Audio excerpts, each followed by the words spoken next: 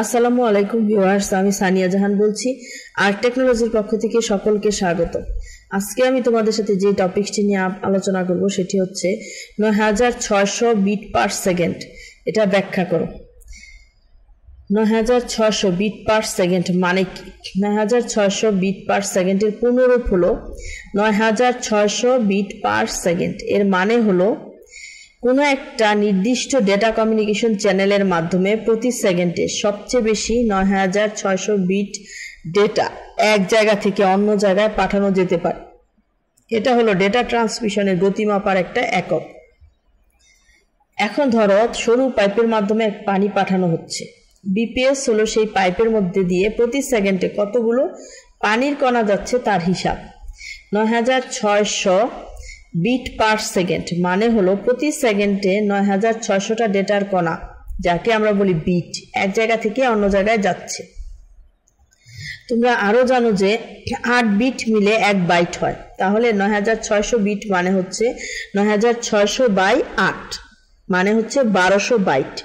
তার মানে প্রতি সেকেন্ডে 1200 বাইটে ডেটা স্থানান্তর করা যায়। সহজ কথায় আমরা এটা বলতে পারি 9600 বিট পার সেকেন্ড হলো ডেটা যাওয়ার গতি, যেখানে প্রতি সেকেন্ডে 9600টা ছোট প্যাকেট তথ্য এক জায়গা থেকে অন্য জায়গায় পৌঁছাতে পারে।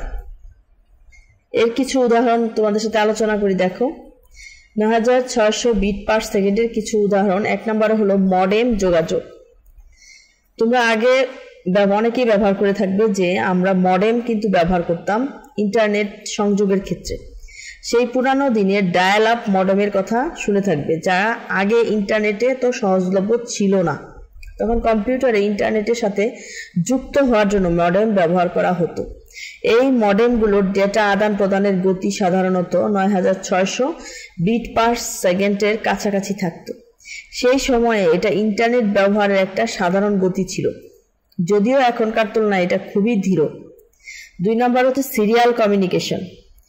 আরডুইনো বা মাইক্রো কন্ট্রোলারের মতো ছোট ইলেকট্রনিক ডিভাইসগুলোর মধ্যে ডেটা আদান প্রদানের জন্য সিরিয়াল কমিউনিকেশন ব্যবহার করা হয়। এই পদ্ধতিতে একবার একটি করে বিট পাঠানো হয় এবং এর গতি অনেক সময় 9600 বিট পার সেকেন্ড হয়ে থাকে। এই ডিভাইসগুলো সাধারণত জটিল ডেটা আদান প্রদান করে না, তাই এই গতি তাদের জন্য যথেষ্ট। 3 নম্বর হচ্ছে রেডিও ট্রান্সমিশন। কিছু লো ব্যান্ডউইথের ডিভাইস যেমন পুরানো রেডিও ট্রান্সমিটার বা রিসিভার এই গতিতে ডেটা আদান প্রদান করত। যেখানে খুব বেশি ডেটা পাঠানোর প্রয়োজন হতো না, সেখানে এই গতি ব্যবহার করা হতো। এর আবার কিছু বৈশিষ্ট্য আছে, সেই বৈশিষ্ট্যগুলো কি দেখো। 9600 বিট পার সেকেন্ড গতি খুবই ধীর এবং সাধারণত পুরানো বা স্বল্প ডেটা প্রয়োজনে ব্যবহৃত হয়। এর কারণ হলো এখনকার ওয়েবসাইটগুলোতে অনেক ছবি, ভিডিও এবং অন্যান্য মাল্টিমিডিয়া থাকে, যা খুব দ্রুত গতিতে ডাউনলোড করার প্রয়োজন হয়।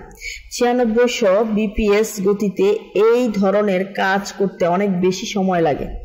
মোট কথা 9600 বিপিএস হলো ডেটা ট্রান্সমিশনের একটি ধীর গতি। এটি পুরনো দিনের প্রযুক্তিতে বা যেখানে খুব কম পরিমাণে ডেটা পাঠানোর প্রয়োজন হয় সেখানেই বেশি ব্যবহার করা হতো। আধুনিক ইন্টারনেট ব্যবহারের জন্য এই গতি যথেষ্ট নয়। আশা করি আমাদের এই ভিডিওর মাধ্যমে তোমরা এই বিষয়ে বিস্তারিত জানতে পেরেছো। আমাদের চ্যানেলটি যদি তোমাদের ভালো লেগে থাকে অবশ্যই লাইক, কমেন্ট, সাবস্ক্রাইব করে আমাদের সাথেই থাকবে। ধন্যবাদ সবাইকে।